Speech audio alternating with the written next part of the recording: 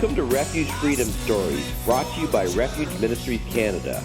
For the next half hour, your hearts will be filled with hope as you hear real-life stories from individuals that have been changed by the power of God. Enjoy the show. Hi, this is Dave Shearer, the host of Refuge Freedom Stories. Today I'm here with a very special guest, someone that I love very much, my little cousin, Catherine Mann. Thanks, Catherine, for coming to be with us today and share your story. How are you today? I'm doing well. Good. So, this is your story. I'm going to give you an opportunity to go back in your past and share a little bit about your childhood. Well, I'll start by saying that when my mom left my biological father, I was a baby and my sister was 4 years old. My mom traveled a lot for work and was home when she could be, but we moved out of my grandparents' house 6 years later when my mom realized that she wanted to spend more time with my sister and I. Mm-hmm. So she quit her job. It was a huge transition. Oh, yes. So my mom and my sister and I, we went with my mom and our whole family, mom and sister. We went to the United Church that our family had attended for 3 generations, which was pretty special. And it provided some continuity in my life, although I had a feeling of being uprooted from the comfort zone I'd had come to know, living with my grandparents. I was introverted as a child.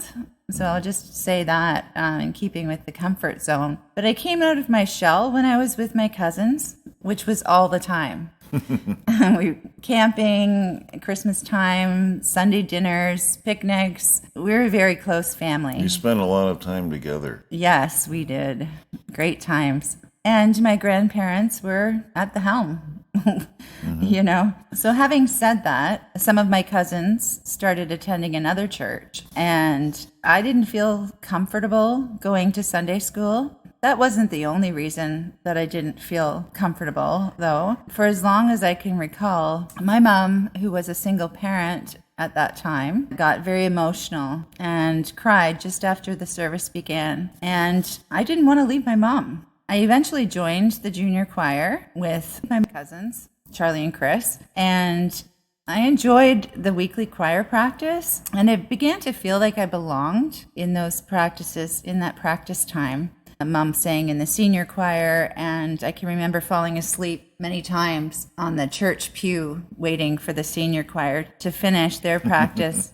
And it was it was really, really neat. And Mom seemed really joyful to be singing in the choir. And on those evenings, well, when I was about 6, I began to feel like a free spirit and that I belonged to something that I knew was bigger than me. I still love to sing, and I feel blessed having had those years that truly created a foundation for my faith. I no longer saw myself as that shy child that sat with the adults trying to make sense of a sermon that was a challenge to understand. Even though I really did try in my way. Yeah. So I continued to attend Sunday service, regularly until around the age of 14 or 15. At that point, I only attended a few times a year. It was at that age that I took a job for 25 hours a week while I was in high school. And the money I made afforded me to buy my first collection of albums. I felt like I had arrived. Yeah. Within a month or so, however, I was exposed to drugs, alcohol, and bars.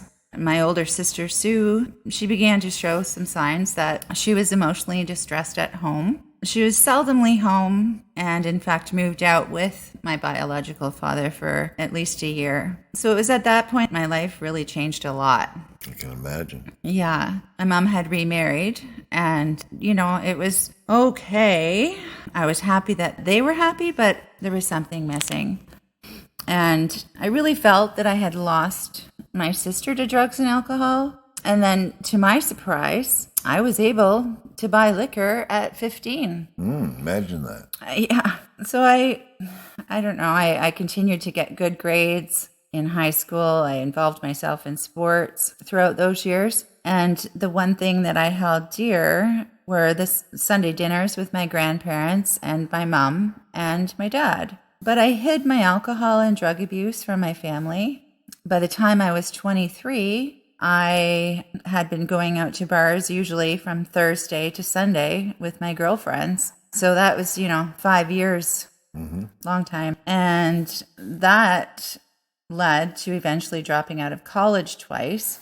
I was diagnosed with depression, and I really didn't like living at home where alcohol seemed to have been present a lot growing up under the guise of celebrating for holidays and good times, good weather, anytime. So my life felt empty, and I had become a party girl, but I had a longing to be rescued, I'll say, from that way of life. A few short years later, after that, I had a child.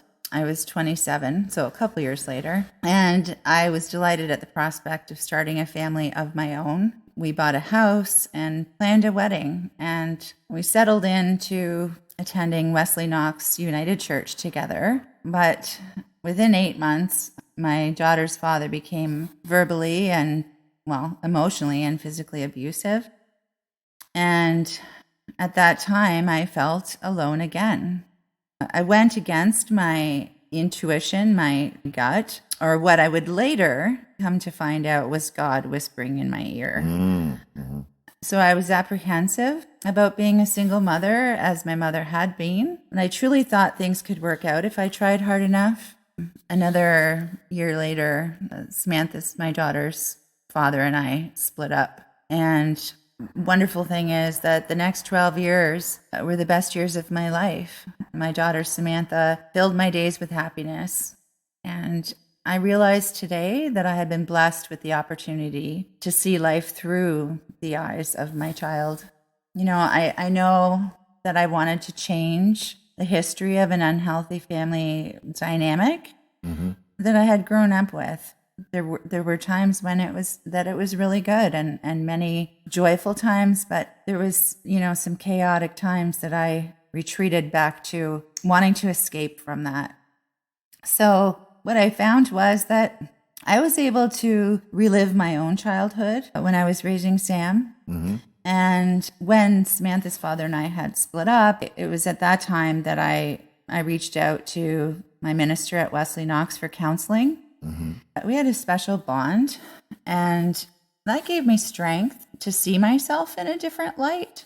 A mother, a good mother, and my life had really changed. There was also an occasion when my cousin Julie came over, and we sat and talked for quite a while. And thankfully, we talked at length about my longing for Jesus in my life. There were many times that I felt the presence of God and knew that I was being directed by Him. I was starting to listen to God's direction at that time, but wanted more. So in that conversation, Julie really helped me to find the missing link in my understanding of bringing Christ into my heart and how to do that. She told me that Christ was inside me, and it was at that point that everything changed for me in a good way. In a miraculous way. It all came together as I recalled in that moment, that little girl singing, "This little light of mine, I'm going to let it shine." And finally realizing and taking into my heart what, the song I had sung for so many years, but didn't truly understand. I was elated knowing that I could always call on God because He was truly a part of me and was inside me. So that was kind of an awakening, spiritual awakening for you at that point. Yes, Wow. yes, it was. Beautiful. And I'd like to say that everything fell into place as, the pressures of being a single parent and trying to make ends meet was tough.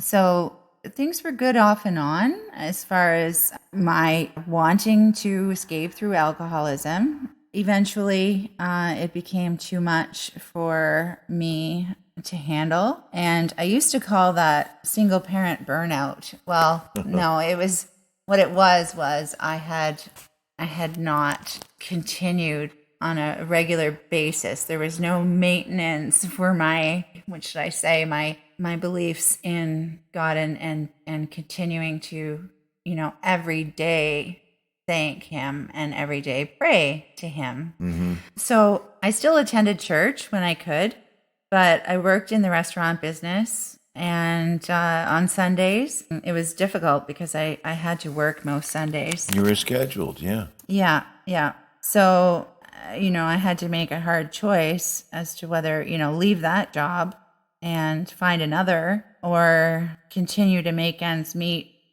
So it was a disappointment. But since then, I found a daily reprieve in my resolve to recover from alcoholism. I denied it, but God kept, I say, whispering in my ear. And I love that. Yeah. And so I spent many years in church basements in AA, and that brought me back to my faith in God in a concrete way. I was going to meetings, sometimes 5 meetings a week, and it was a faith-based program. So I asked Jesus for direction every day and to help me to overcome this disease of alcoholism. I thank him for my blessings, knowing that he saved me from a life that I didn't want. I was a wreck. My prayers have been answered too many times to count. There have been burdens along my journey, but I've come to know that when we give up our will and ask for God's direction, our burdens become blessings in God's time. And I'm grateful to have the opportunity to share my faith in Jesus with others as well. And I do that whenever God puts someone in my life. And, that's a gift. Like, what a gift. And my relationship with my daughter has grown leaps and bounds in the last months. So, I didn't know when the distance between us was going to be lessened, literally because she was a distance away from me in school, but also that distance between us that had been present for a couple of years. So, that's just by the grace of God that we are healing that relationship with love and compassion for each other, and patience and all of the things that love is, what love truly is. And I've also found peace with other relationships with my mom. And, just our relationship was strained for a while. And, we're healing that too. And that again is, an answer to my prayers and God's grace. And I want to thank you, Dave, for being a living testament of walking with God. You have really shown me the way at so many times during my life, not just now, but through the years. Knowing what you do has helped me to see that God is walking with you every day and you're doing God's work. And I just thank you so much for sharing your strength and sharing the way that you find that strength. Well, thank you, Catherine. If there was something you would say to your younger self, if you could go back in time, what would that be? Well, I know for sure that I would want to pick her up, put her on my shoulders, and say, "It's okay, Kathy, little Kathy. You're safe in my arms, but you're also safe with Jesus' arms wrapped around you, and that his light is inside you, and that it's your time to shine, and just to really, to reach out, little Kathy, and see that light, and in times of trouble, find that light, knowing that Jesus is inside you." Oh, that's beautiful. Do you have a favorite scripture verse or anything you'd like to share with us? Well, I think something that I say every day is, "God, grant me the serenity to accept the things I cannot change, the courage to change the things I can, and the wisdom to know the difference." That's beautiful. Thank you so much for being willing to share your story with us. You are a blessing to me and to many others. And, our lives are filled with adversity and all kinds of things that happen to us that are beyond our control. But you have shown your faith in God. You have expressed that in your life and shown many people that they too can overcome things in their life. Thanks so much for being with us, Catherine. Thank you.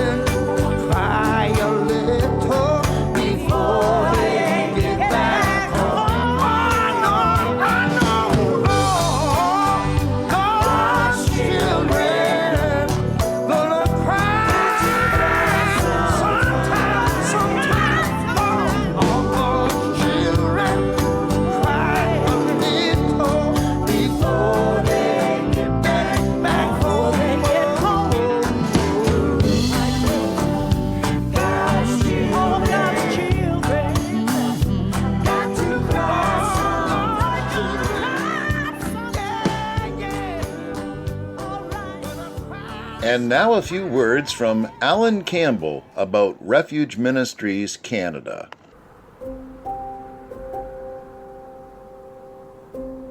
Refuge Ministries Canada started when I was invited to share my testimony from accepting the Lord at 19 in Millhaven Penitentiary to be interviewed on 100 Huntley Street. As a result of this interview, I was invited by a local church in Spruce Grove, Alberta to share my testimony at the Edmonton Young Offender Detention Centre, where a 12-year-old boy whose role models were Jeffrey Dahmer and Charles Manson accepted the Lord. Leaving the youth jail that Tuesday night, I got on an airplane to fly back to London, realizing that nothing was being done to support him, disciple him, and mentor him when he was released.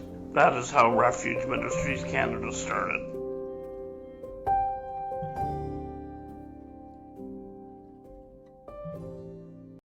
I hope that you have enjoyed the last half hour as much as I did. Thank you again to Refuge Ministries Canada for hosting the show. So until next Friday, may God richly bless you with peace, love, and happiness. We at Refuge Ministries are so blessed by the success of Refuge Freedom Stories and podcasts. In addition, we focus on youth prison ministry, release kits, and many other diverse outreaches to the needs of our community. As a nonprofit, there are many costs involved, however, and we are asking for your support. Financial gifts can be made via our website at www.refugeministriescanada.com or by calling 519-701-0108. Your giving makes this work possible, and we thank you in advance for your support. That's 519-701-0108. God bless you.